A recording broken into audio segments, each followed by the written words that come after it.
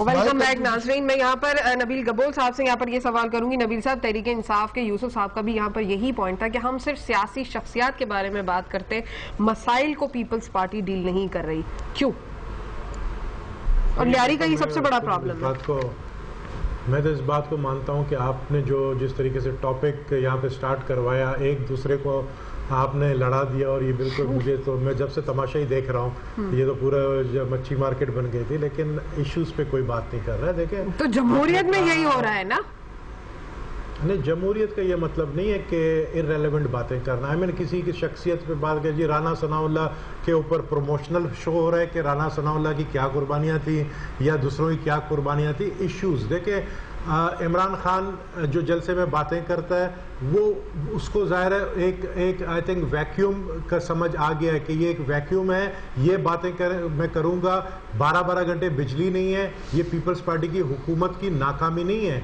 ये अगर लोग समझते हैं टेक्निकली, तो ये मुशर्रफ साहब की मेहरबानी है कि उसने कोई मेगा प्रोजेक्ट जो है इलेक्ट्रिकल पावर के हिसाब से पाकिस्तान में तो आप लोग शुरू कर लेते, 3.5 साल से तो आप लोग मौजूद हैं, आप शुरू कर लेते, बिस्मिल्लाह तो करते। मैं आप बता रहा हूँ, रेंटल पावर इशू की आपने बात की, रेंटल पावर इशू को आप लोग ने इतना कंट्रोवर्शियल बना दिया, वो कोर्ट में चला गया, ठीक है, उस पे बताया कि करप्शन हुई है, वो कोर्ट में चला गया। अब बात यह कि इस वक्त पाकिस्तान के इश्यूज नो डाउट है अपनी जगह। पाकिस्तान का सबसे बड़ा इशू जो यहाँ पर बैठे हुए लोग नहीं समझ रहे हैं, वो सिर्फ पानी बिजली का मैटर नहीं है, वो अपनी जगह है, सबसे बड़ा इंटरनेशनल थ्रेट है।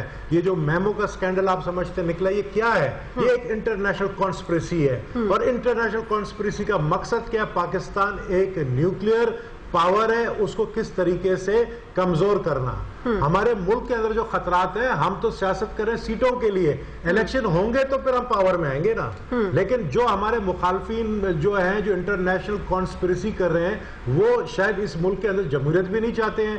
पहले दिन से पीपल्स पार्टी की गवर्नमेंट आई है, कहा गया कि जी मुशर्रफ साहब खुद कहते थे कि ये हुकूमत 6 महीने भी नहीं चलेगी, आज चौथा साल है हमें। तो हम ये कहते हैं कि जो ये लोग कहते हैं मिड टर्म्स इलेक्शन हो, जो ये लोग कहते हैं कि जी कल पीपल्स पार्टी की गवर्नमेंट जा रही है, वो कहते हैं कि जी ये मेमो गेट स्कैंडल के ऊपर जो है फौज और गवर्नमेंट के बीच में बहुत बड़ा गैप आ गया। I think they should wait for the time, elections 2013 में होंगे, उस वक्त बैलेट बॉक्स जब खुलेगा तब पता चलेगा कि किसकी कितने सपोर्टर्स हैं, कितने वोटर्स हैं, उस वक्त तक का इंतजार करना चाहिए। This is the election here. I think ये जो कुछ भी हो रहा है, जलसे जुलूसे हो रहे हैं, ये इलेक्शन कैंपेन का एक हिस्सा है।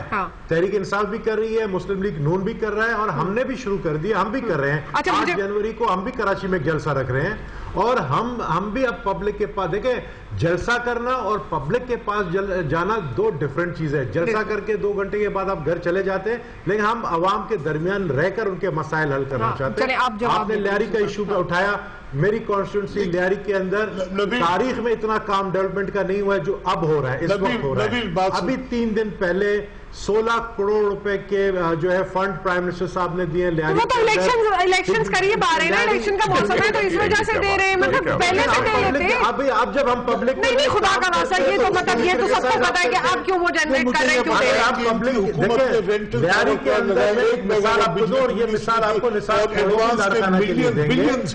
हमने मिसाली काम किए सुप्रीम कोर्ट के पैसे वापस कह सकता हूँ इनकी गवर्नेंस है, कभी पहले गवर्नेंस, इनकी बयानतदारी, इनकी ईमानदारी। अच्छा चलिए, राणा साहब से पॉइंट ऑफ व्यू, राणा साहब आप क्या कहेंगे? मतलब अगर एक बस मुझे क्लोजिंग रिमार्क चाहिए होंगे कि आज एनआरओ का भी केस का फैसला आ गया, नजर सानी का, वो जो फैसला है उस पर भी पीपल्स पार्टी खुश नहीं है, कह रहे हैं कि जी अदलिया जो है सियासत में इन्वॉल्व हो रही है। Is it right? आप किस हद तक अग्री करेंगे?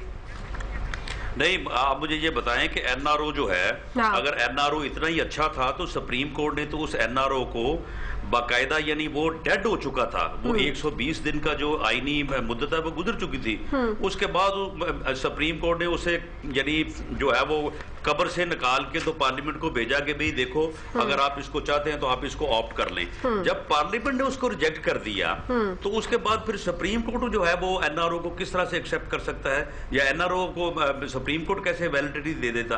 तो बात यह है कि ये खुद अपने यार मामलात के ऊपर जो है वो देखें। जिस तरह से इन्होंने कौमी अदारों को तबाह किया है और जिस तरह से इन्होंने करप्शन जो है वो 3.5 साल 3.25 साल में की है, इस तरह से तो यानी इन्होंने नहीं, लेकिन आए तो दोनों पार्टियां हाथ मिलाकर आई थी ना। एनआरओ तो वो मतलब एनआरओ के मतलब दोनों मुस्तफीद हुए थे ना, और इत्तेहादी भी हुए थे, और मरी में भी डिनर और लंचेस हुए थे, गुलदस्ते दिए थे। यानी चार्टर ऑफ डेमोक्रेसी के तहत हमने हाथ मिलाया था जमहूरियत के लिए, हमने हाथ मिलाया था अदलिया की बहाली के लिए।